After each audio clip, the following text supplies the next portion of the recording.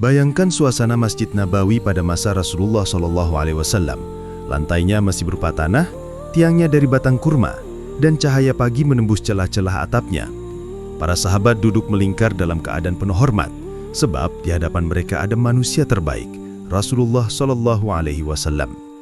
Dalam sebuah riwayat, Qailah binti Makhramah radhiyallahu anha menceritakan bahwa ia pernah melihat Rasulullah SAW sedang duduk kurfasha, posisi duduk dengan merapatkan kedua paha ke perut, lalu menggenggam kedua kaki. An-Nabiyyu sallallahu alaihi wasallam ra'aituhu fil masjid wa huwa jalisun al-qurfasa, falamma ra'aituhu habani.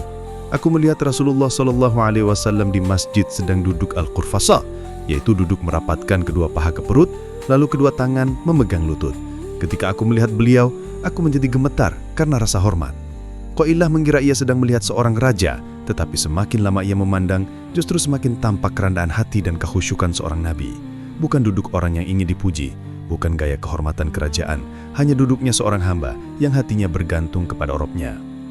Riwayat lain dari Abbad bin Tamim dari pamannya menuturkan bahwa Rasulullah SAW juga pernah terlihat berbaring telentang di masjid, dan salah satu kakinya ditumpangkan pada kaki yang lain. Ra'aitu Rasulullah SAW mustalqayan fil masjid wa ihda rijlaihi 'ala al-ukhra. Rawahul Bukhari wa Muslim. Aku melihat Rasulullah SAW berbaring telentang di masjid dan salah satu kakinya diletakkan di atas kaki yang lain. Ini menunjukkan bahwa beliau bukan hanya guru yang mengajar, tapi juga manusia yang beristirahat, sederhana, apa adanya, tanpa dibuat-buat. Dalam riwayat Abu Sa'id Al-Khudri radhiyallahu anhu disebutkan, Kana Nabiyyu sallallahu alaihi wasallam yajlisu fil masjid muhtabiyan biyadaihi. Rasulullah SAW biasa duduk di masjid dengan posisi ihtiba, yaitu duduk mendekapkan kedua tangan ke lutut sambil menegakkan punggung. Duduk ihtiba adalah duduk fokus, namun tetap santai. Para ulama mengatakan ini duduknya orang yang siap mendengarkan, bukan yang ingin meninggalkan majelis. Dari 3 hadis ini kita belajar bahwa duduk beliau bukan sekedar posisi tubuh, tapi cerminan hati.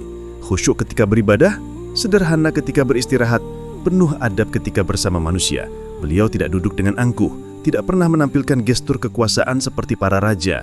Duduknya adalah duduk seorang hamba yang tahu bahwa dunia hanyalah tempat singgah. Dan itulah mengapa Qailah mengatakan tubuhnya bergetar, karena yang ia lihat bukan sekedar postur, tapi kerendahan hati yang begitu memancar hingga menembus relung hati siapapun yang melihatnya. Allahumma shalli wa sallim ala sayyidina Muhammad wa ala alihi wa sahbihi ajma'in.